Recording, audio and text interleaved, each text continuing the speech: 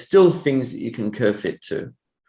You can still curve fit to outliers.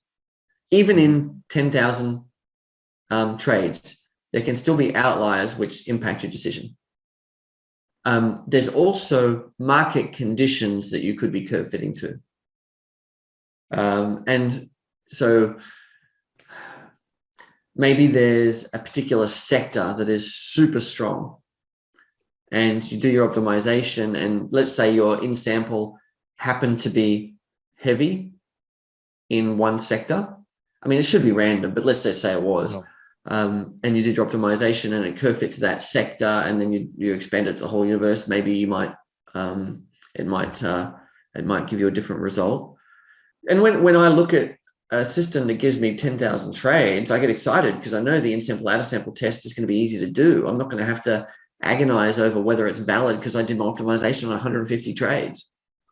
I did it on 5,000 trades, and now I've got a full universe of 10,000 trades. That's easy. So I mean, it's only one extra step, right? It's just chopping the universe in half. You do the same optimization, and then you've just got to compare.